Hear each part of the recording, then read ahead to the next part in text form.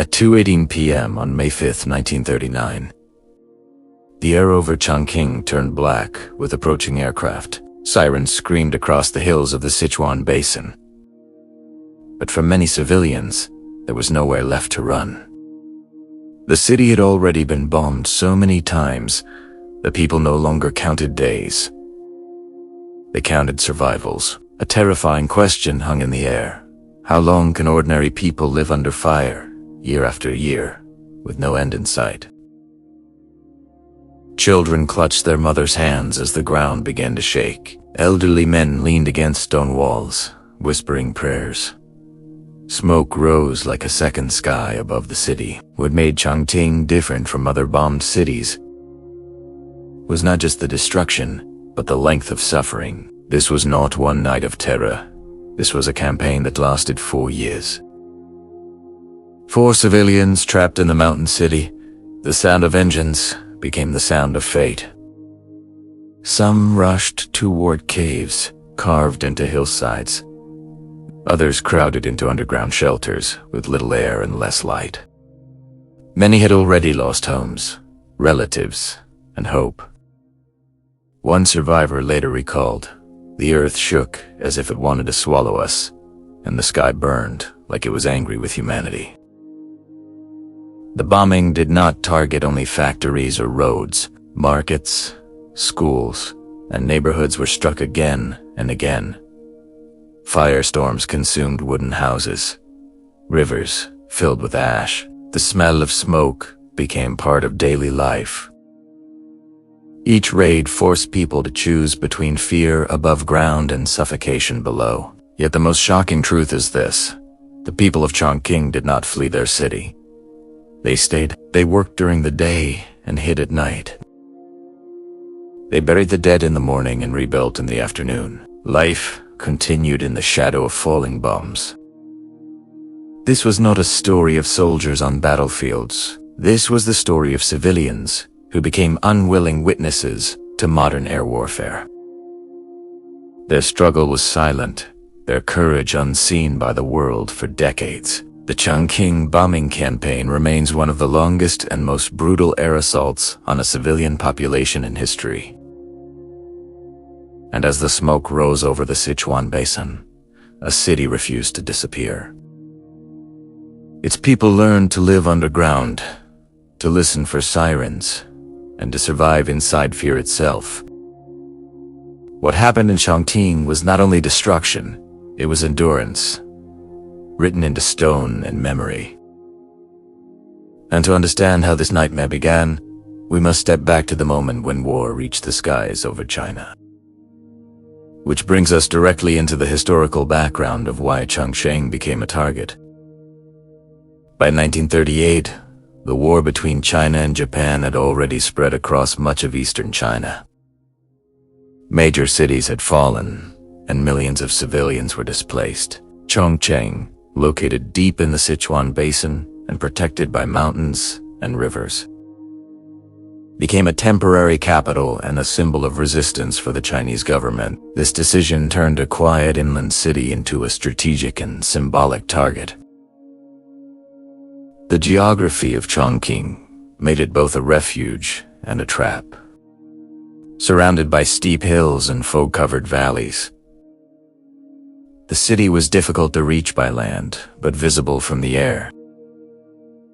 Japanese bombers soon began long-distance missions to strike what they saw as the heart of Chinese administration and morale. Their goal was not only military damage, but psychological pressure on the population. Air raids began in 1938 and continued almost without pause until 1943. Over these years, hundreds of bombing missions struck Chongqing and nearby towns. Incendiary bombs, high-explosive bombs, and delayed fuse weapons were used. These attacks transformed civilian life into a cycle of alarms, darkness, and fear. The Chinese population had little preparation for such sustained air warfare. Shelters were built inside hillsides and beneath buildings, but ventilation was poor and overcrowding severe. Thousands of people packed into underground chambers during each raid. Lack of oxygen caused panic and sometimes death, even when bombs did not hit directly. Hospitals were overwhelmed. Medical supplies were scarce. Fires burned 4 days after major attacks. Water systems were damaged, and food became difficult to transport. Despite this, factories and schools attempted to continue operating, turning Chongqing into a city that worked by daylight and hid by night. International observers later described Chongqing as one of the earliest examples of total war against civilians. Unlike earlier conflicts, the bombing did not aim only at soldiers or weapons, but at daily life itself. Streets, homes, and marketplaces became part of the battlefield. The bombing campaign also revealed the limits of technology and human endurance. Anti-aircraft guns were few. Fighter aircraft were outdated. Warning systems relied on human observers scanning the sky. Survival depended more on luck than defense. Yet within this suffering, civilians created systems of cooperation. Volunteer rescue teams formed. Neighbors shared food. Teachers held classes in caves. Children learned to read by candlelight while explosions echoed above. The importance of Chongqing lies not only in military history, but in human history.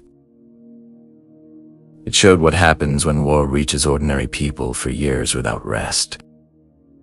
It showed how communities adapt under pressure and how trauma becomes routine.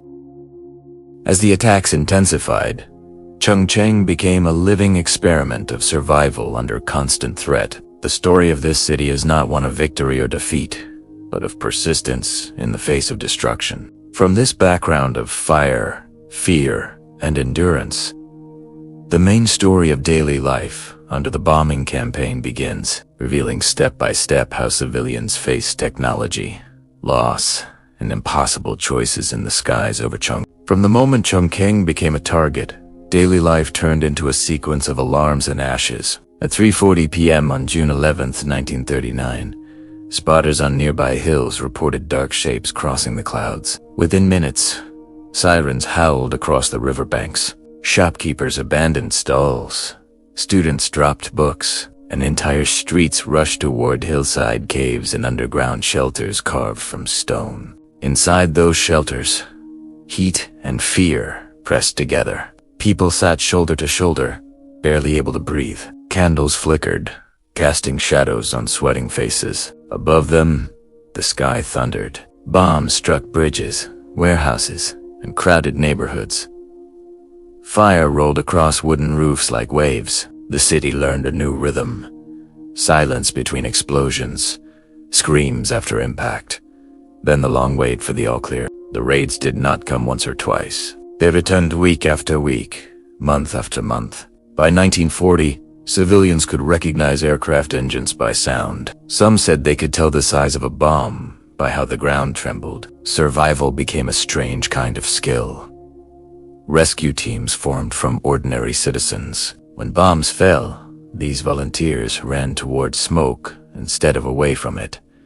They carried the wounded on doors torn from houses. They dug through rubble with bare hands. One witness wrote, "We became both the living and the barriers of the dead in the same hour." Technology shaped both destruction and survival.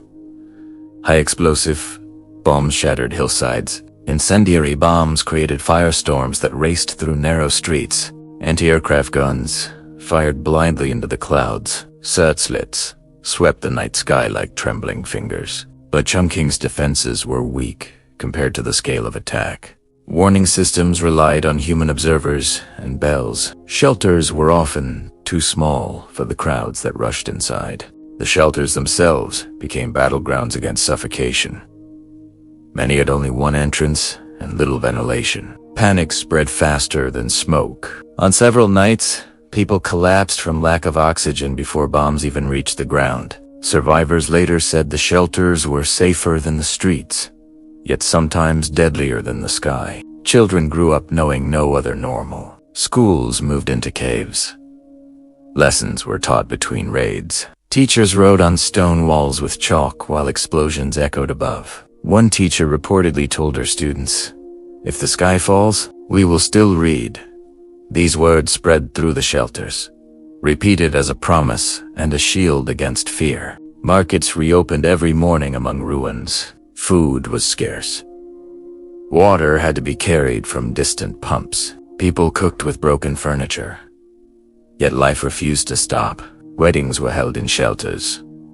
Babies were born underground. Funeral processions walked through smoke-filled streets. Loss followed every raid. Entire families vanished in minutes. Hospitals overflowed. Doctors worked without rest. Medicine ran out. Bandages were made from torn clothing. Some wounded waited days for care. The smell of fire mixed with disinfectant and blood. This beat that these small acts of courage multiplied. A teenage boy guided blind survivors through smoke. An old woman shared her last bowl of rice with strangers. Neighbors dug each other out of collapsed homes.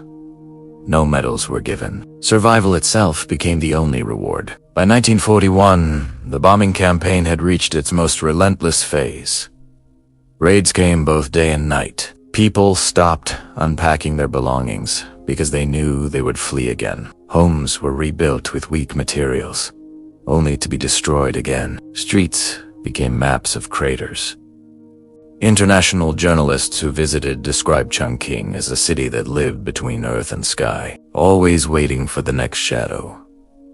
The river carried ashes downstream. The hills were scarred with shelter entrances like wounds. Yet something unexpected happened inside the fear. A sense of shared fate grew stronger.